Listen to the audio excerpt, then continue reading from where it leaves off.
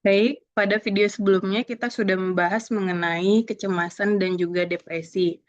Dan pada video kali ini kita akan memahami lebih lanjut mengenai jenis gangguan mental lain, yaitu seperti burnout, gangguan somatoform, dan juga penyalahgunaan zat. Selain kecemasan dan depresi, terdapat gangguan mental lain yang sering dialami individu dewasa, terutama juga mahasiswa, dalam konteksnya di bidang pekerjaan, studi, dan juga kehidupan sosial. Nah, tiga di antaranya yang paling sering muncul adalah burnout atau kelelahan emosional kronis, lalu kemudian gangguan somatoform atau gejala fisik tanpa dasar medis, dan yang terakhir adalah penyalahgunaan zat atau substance use disorder. Mana ketiganya ini berhubungan erat dengan stres yang dialami sehari-hari, kemudian ketidakseimbangan psikologis, dan juga kondisi sosial lingkungan. Yang pertama kita bahas yaitu burnout atau kelelahan emosional kronis. Kita mengambil pengertian dari WHO dan juga DSM-5. Menurut WHO, pada tahun 2019, burnout itu adalah sindrom akibat stres kronis yang mungkin saja muncul di tempat di mana individu itu berada, seperti di tempat kerja ataupun kalau dia masih dalam studi, yaitu di kampusnya sendiri. Dan burnout ini adalah jenis stres yang tidak bisa dikelola dengan baik oleh individu yang bersangkutan. Pada DSM-5 sendiri, sebenarnya burnout ini tidak dikategorikan sebagai gangguan mental, tetapi di dalam ICD itu dianggap sebagai masalah yang mungkin saja mempengaruhi kesehatan mental dan juga performa individu sehari-hari. Di sini bisa kita lihat bahwa dimensi dari burnout itu ada tiga. Yang pertama adalah kelelahan secara emosional, yang kedua depersonalisasi, dan yang ketiga penurunan prestasi pribadi. Kelelahan emosional di sini dimaksudkan bahwa gejalanya itu merasa lelah secara emosional, artinya individu ini tidak lagi bersemangat dalam menjalani hidupnya sehari-hari. Emosi negatif mendominasi sehingga saat dia menghadapi hari-harinya selalu merasa tidak punya energi dalam menghadapi apapun yang menjadi tanggung jawabnya. Yang kedua yaitu dimensi depersonalisasi. Artinya, pada depersonalisasi ini, individu yang mengalami selalu bersikap sinis terhadap pekerjaannya sendiri ataupun orang lain di sekitarnya. Sehingga dampaknya individu tersebut akan uh, tidak memiliki empati lagi ataupun koneksi sosial, di mana ini sangat bermasalah di fase dewasa. Kita membutuhkan untuk mengalami hubungan interpersonal ya, sehingga kalau depersonalisasi ini dialami, mereka tidak mampu dalam memenuhi tuntutan pada tugas perkembangan dewasanya. Yang ketiga, adanya penurunan prestasi pribadi. Artinya, sebagai seorang individu dewasa, merasa tidak efektif, merasa dirinya tidak berharga, sehingga saat mereka bekerja ataupun di dalam kampus, tidak merasa termotivasi dan tidak merasa produktif. Ketika diberikan tanggung jawab, mereka selalu menunda-nunda dalam mengerjakan tanggung jawabnya tersebut. Nah, penyebab dari burnout ini ada 4 secara umum.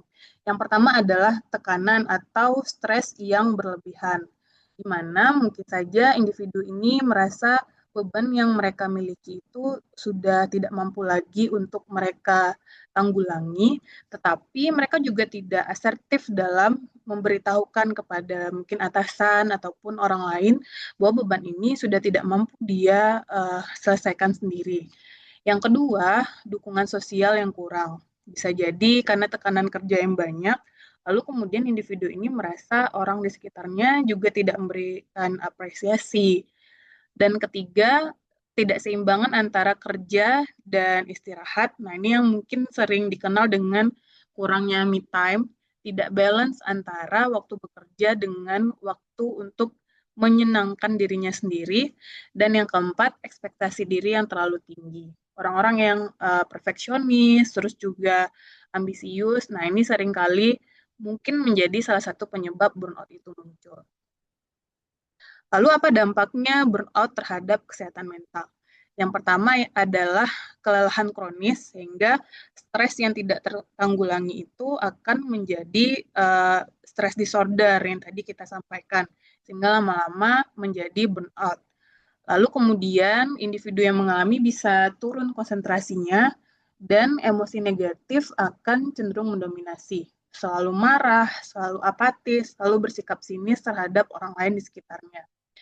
Selanjutnya, ketika ini tidak diberikan penanganan, maka akan berisiko berkembang menjadi depresi tadi ataupun gangguan kecemasan, dan individu yang mengalami burnout bisa mengalami gangguan tidur dan juga psikosomatik. Gangguan tidur ini tidak hanya kekurangan jam tidur atau insomnia, tapi juga bisa menyebabkan hipersomnia, yaitu terlalu lama dalam jam tidurnya, ataupun gejala-gejala psikosomatik. Bagaimana caranya kita bisa mencegah dan memberikan intervensi ketika mungkin kita yang mengalami burnout?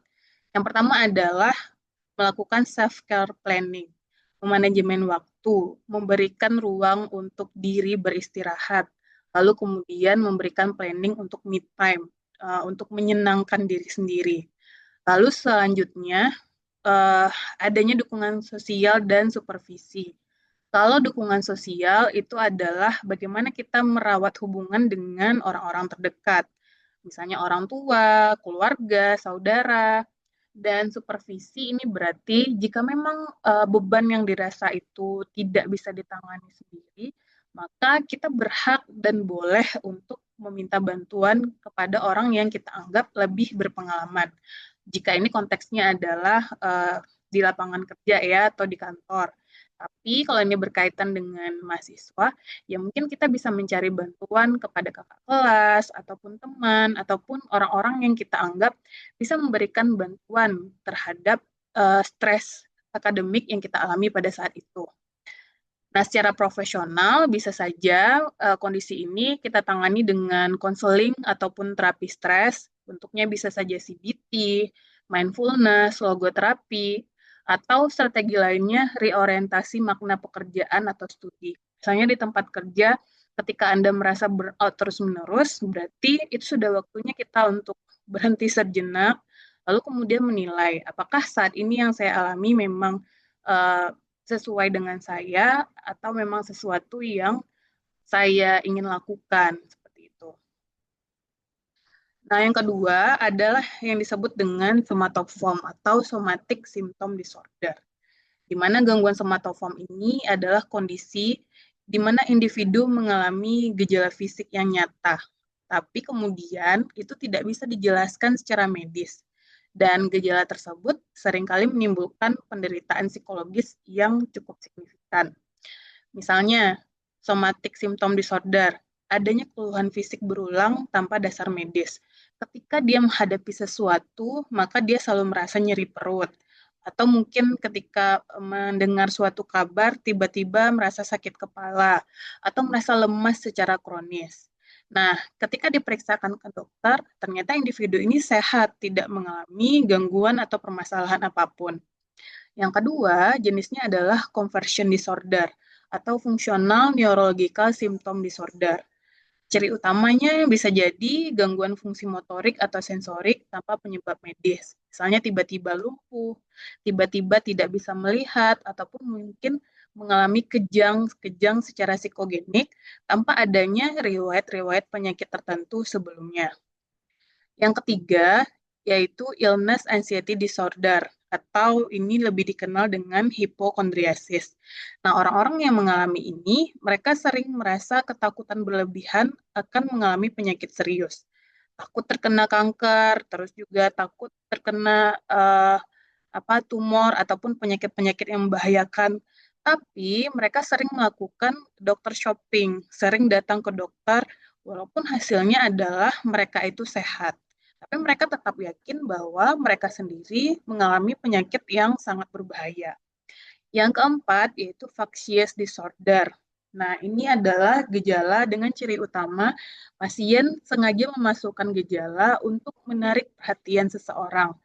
Nah, biasanya mereka sering mengaku sakit, tapi dia tidak memiliki dasar medis ataupun bukti, ataupun bahkan mereka tidak mau untuk pergi memeriksakan dirinya ke medis, tetapi mereka seolah-olah mengakui bahwa mereka memiliki suatu penyakit tertentu.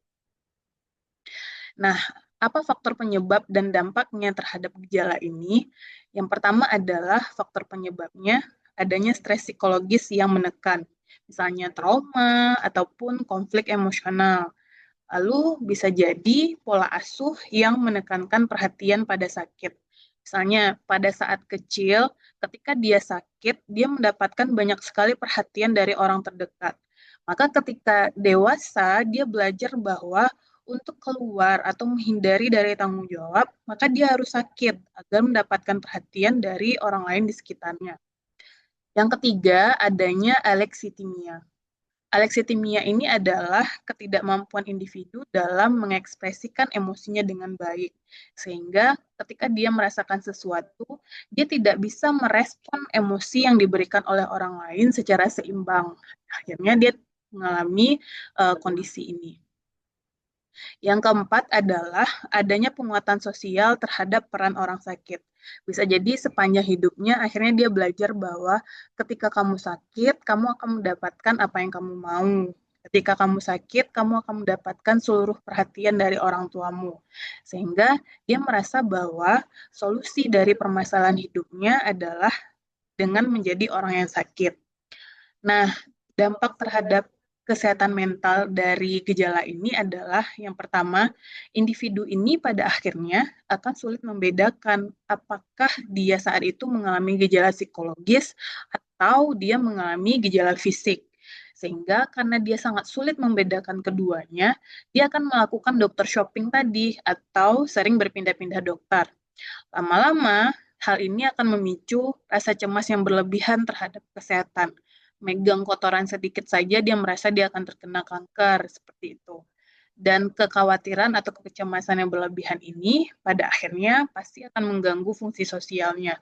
Dia akan membatasi diri, terus juga akan mengurangi interaksi sosial di dalam pekerjaan, maka dia akan tidak memiliki performa kerja yang baik, dan juga bisa jadi ini akan mengganggu spiritualitas dari orang yang mengalami tersebut.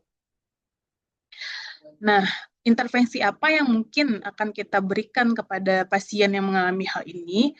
Jika ini berlanjut, maka ada 4 hal dari beberapa jurnal yang saya simpulkan yang bisa kita obati atau kita berikan intervensi kepada pasien.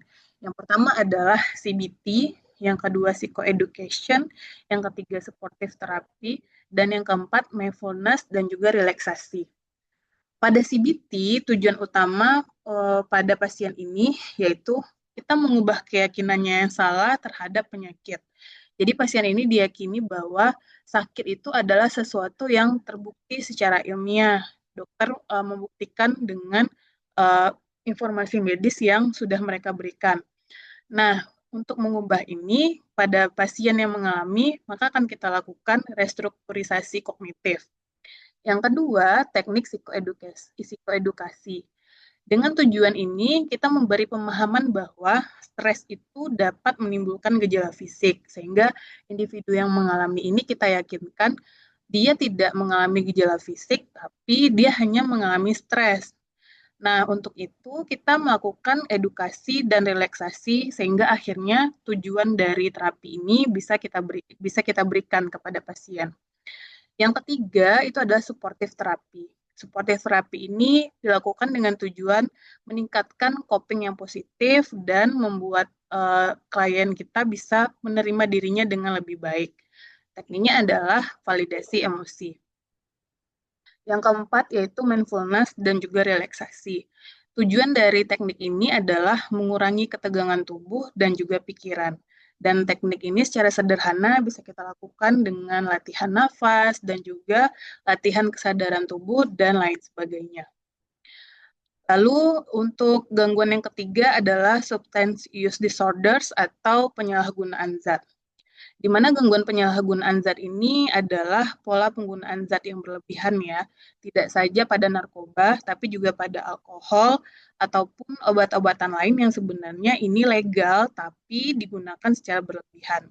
Di mana penyalahgunaan ini menyebabkan gangguan yang signifikan pada fungsi psikologis, sosial, maupun pada fisik seseorang. Ada 4 yang termasuk dalam kategori penyalahgunaan zat, yaitu antidepresan, antistimulan, halusinogen, dan juga opioid.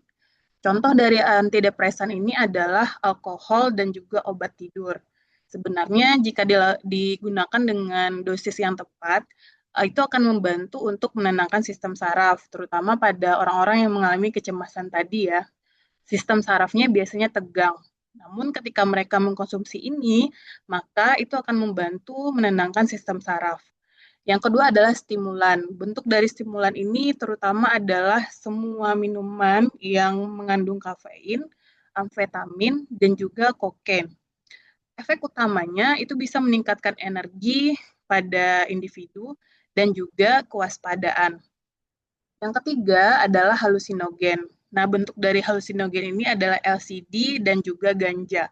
LSD ini adalah obat yang secara aktif dikonsumsi oleh pasien-pasien skizofrenia.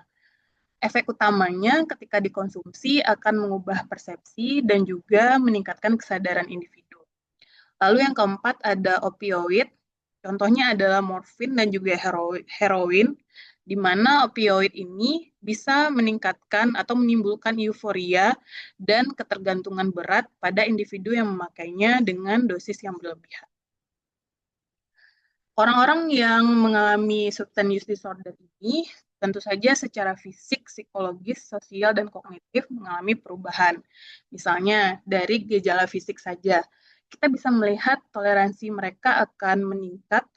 Terus ketika mereka mengalami withdrawal atau putus zat, biasanya tubuhnya akan berubah. Contohnya, ketika orang-orang yang terbiasa memakai narkoba ya, ketika mereka mengalami gejala putus zat, kita bisa melihat perubahan pada kulitnya. Kalau kulit orang normal itu cenderung kencang, tapi pada individu yang mengalami itu akan terlihat berbeda. Efeknya ini karena tubuhnya terbiasa terhadap zat yang sangat banyak menumpuk tersebut, sehingga ketika zat tersebut terputus, itu akan menimbulkan perubahan pada fisik dari pasien tersebut. Yang kedua adalah efek psikologis. Ketika putus zat terjadi, maka mereka akan serta-merta kehilangan kontrol pada dirinya sendiri. Karena mereka craving, sangat menginginkan zat tersebut lagi masuk ke dalam tubuhnya. Nah, kemudian ketika craving itu terjadi, mood mereka menjadi labil, menjadi hipersensitif, menjadi mudah marah. Dan ini adalah pertanda bahwa zat-zat tersebut akan membuat individu yang menggunakannya selalu ketergantungan secara emosional. Yang ketiga, secara sosial. Individu yang mengalami substance use disorder, mereka akan menarik diri dari keluarga. Lalu kemudian tiba-tiba akan muncul konflik keluarga yang makin lama konflik itu akan semakin membesar dan yang lebih parahnya mereka akan kehilangan pekerjaan. Tentu saja ketiga hal ini menjadi penanda bahwa sebagai individu mereka sudah mengalami penurunan fungsi sosial. Dan yang terakhir secara kognitif. Individu yang mengalami substance use disorder, mereka akan mudah mengalami gangguan konsentrasi bahkan gangguan memori. Kalau gangguan memori sudah dialami, ya berarti mereka sudah tidak bisa menyimpan memori secara jangka pendek, sehingga bisa saja mereka mudah lupa, lalu kemudian berujung kepada gangguan persepsi, atau lebih dikenal dengan halusinasi. Dan ini adalah efek neurotoksik dari zat-zat yang sudah dikonsumsi oleh penderita tersebut. Nah, dampaknya secara jangka panjang tentu saja gangguan otak dan sistem saraf. Seperti yang kita pelajari bahwa otak manusia itu memiliki sistem yang sangat kompleks. Ketika satu yang mengalami gangguan, maka bagian otak lainnya akan merespon gangguan tersebut.